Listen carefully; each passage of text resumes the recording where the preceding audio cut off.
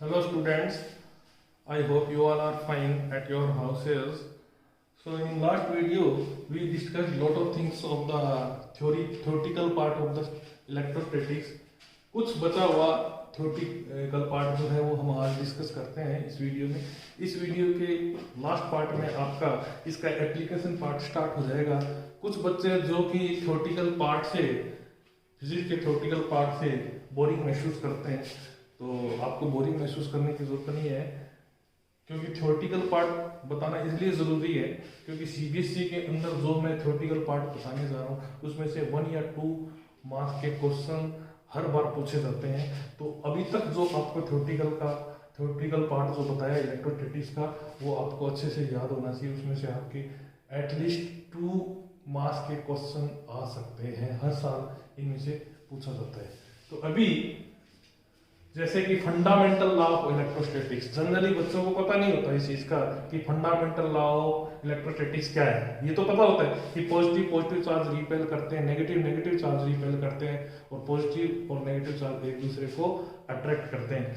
तो इसी तरीके से अगर आपको 1 मार्क्स के अंदर अगर पूछ लिए जाए ये कि fundamental law of the electrostatics क्या है, तो आपको यही बताना है कि positive charges repel to each other and negative charges repel to each other, and positive and negative charges attract to each other.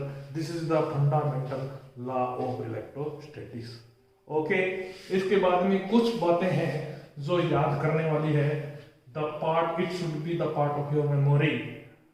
जैसे कि ग्लास रोड को यदि सिल्क क्लॉथ के साथ में यदि रब किया जाता है तो इसमें से ग्लास रोड पॉजिटिवली चार्ज हो जाती है और सिल्क क्लॉथ है वो नेगेटिवली चार्ज हो जाता है। ज्यादातर जब एग्जाम्स के अंदर पूछा जाता है तो बच्चे इसमें कंफ्यूज रहते हैं कि कौन सी चीज पॉजिटिवली चार्ज होगी और कौन सी नेगेटिवली चार्ज होगी। तो आपको अच्छे से इसको याद रखना है कि जब ग्लास रोड को सिल्क क्लॉथ के साथ में रब किया जाता है तो ग्लास रोड में से इलेक्ट्रॉन निकल के सिल्क क्लॉथ के पास चले जाते हैं। तो सिल्क क्लॉथ है वो नेगेटिवली चार्ज हो जाता है और ग्लास रोड पॉजिटिवली चार्ज हो जाती है। क्यों? क्योंकि इसमें से इलेक्ट्रॉन निकल जाते हैं और इलेक्ट्रॉन के पास में नेगेटिव चार्ज होता है। तो जहां पर नेगेटिव चार्ज जाएगा वो सब्सटेंस नेगेटिवली चार्ज हो जाएगा और जहां से इलेक्ट्रॉन निकलेगा वो सब्सटेंस पॉजिटिवली चार्ज हो जाएगा। तो इसमें ग्लास रोड पॉजिटिवली चार्ज हो जाएगी और सिल्क क्लॉथ नेगेटिवली चार्ज हो जाएगा। इसी तरीके से बिल्ली यानी कैट की जो स्किन है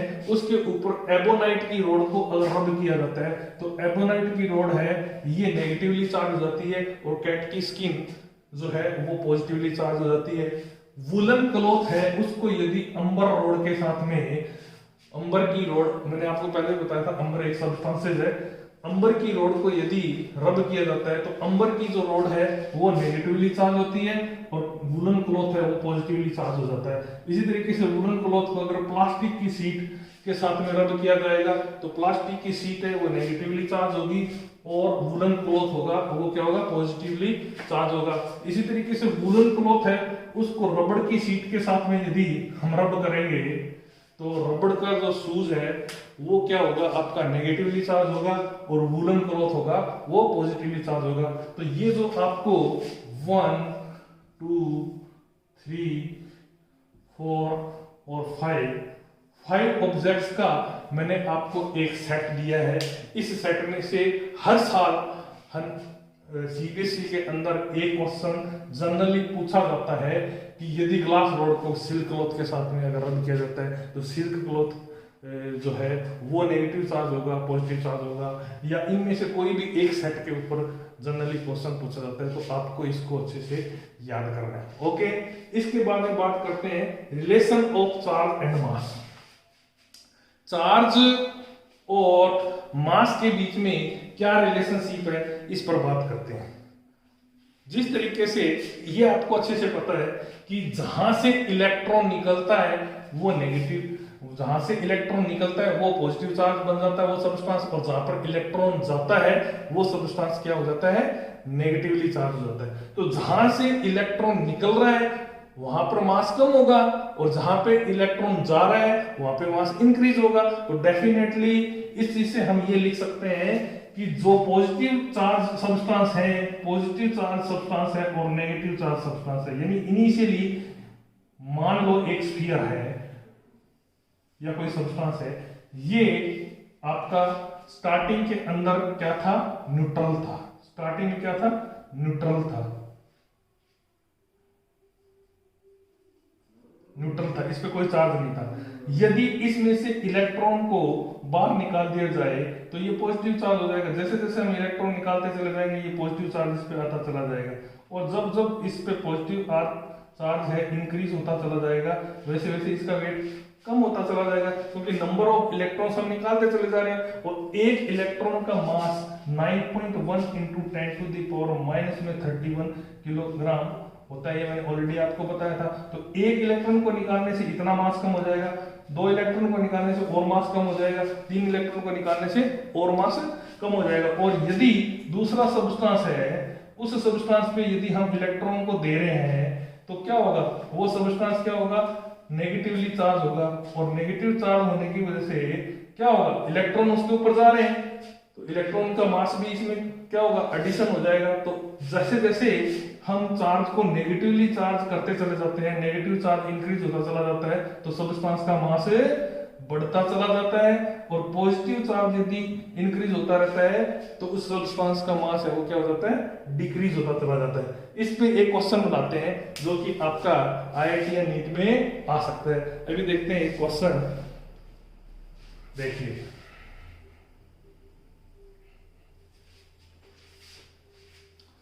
एल्यूमिनियम है, तो एल्यूमिनियम का नंबर, एल्यूमिनियम +1, एल्यूमिनियम +2 और एल्यूमिनियम +3, ये 3 चार्जेस है एल्यूमिनियम के।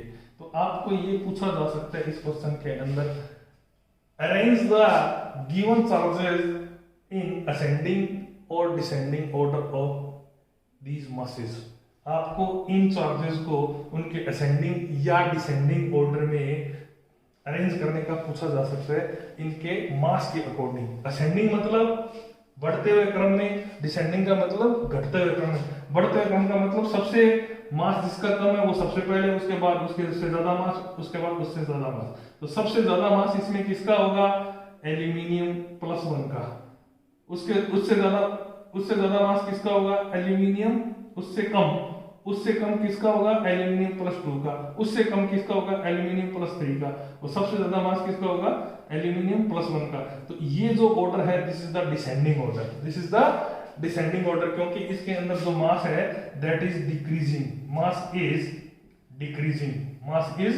डिक्रीजिंग, क्योंकि इसमें से एक इलेक्ट्रॉन निकालेंगे एल्यूमिनियम में तो एल्यूमिनियम +1 बनेगा, इसमें से 2 इलेक्ट्रॉन बाहर निकल गए तो एल्यूमिनियम +2 बन जाएगा, इसी तरीके से एल्यूमिनियम +3 बन जाएगा यदि इसमें से 3 इलेक्ट्रॉन निकाल दिए जाएंगे तो।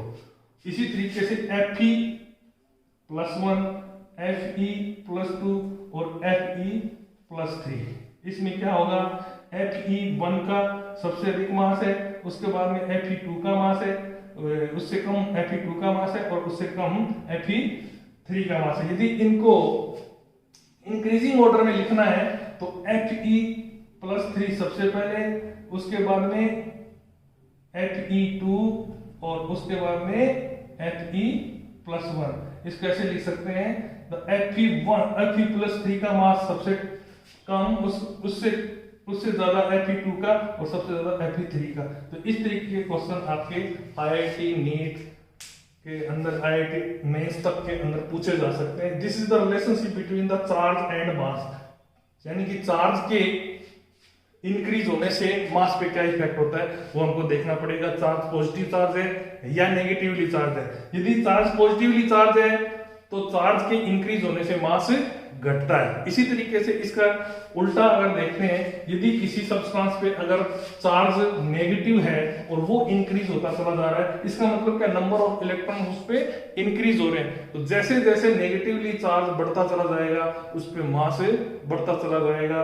तो नेगेटिव चार्ज का यदि कोई एग्जांपल पे भी क्वेश्चन बन सकता है, उनको नेगेटिव चार्ज, मान लो एक सब्सटेंस है A, उस पे नेगेटिव चार्ज 1, A2 और A3, ऐसे कोई सब्सटेंस A है, उसका एक पहला चार्ज है A-1, दूसरा चार्ज है A-2 और तीसरा चार्ज है A-3। तो इनमें ये पूछा जाए कि ज्यादा सबसे ज्यादा मास किसका है, या फिर इसी तरीके से असेंडिंग और डिसेंडिंग ऑर्डर में अगर इनको अरेंज करने का बोल दिया जाए तो सबसे ज्यादा मास किसका होगा, A3 नेगेटिव A-3 का, उससे कम होगा A-2 का, और सबसे कम होगा A-1 का। तो इस पे आपको क्वेश्चन पूछा जा सकता है, ऐसे क्वेश्चन आते रहे हैं, आप देख सकते हैं नीट में ऐसे क्वेश्चन जनरली पूछे जाते हैं। ये पार्ट आपका स्पेशली केमिस्ट्री के अंदर कवर किया जाएगा। आपका पीरियोडिक टेबल है उसके अंदर पूछा जाएगा साइज के अकॉर्डिंग या चार्जेस के अकॉर्डिंग बढ़ते घटते जाने से, चार्ज के बढ़ने और घटने से उनके मासेस पे क्या फर्क पड़ता है। ओके, ये बार इसको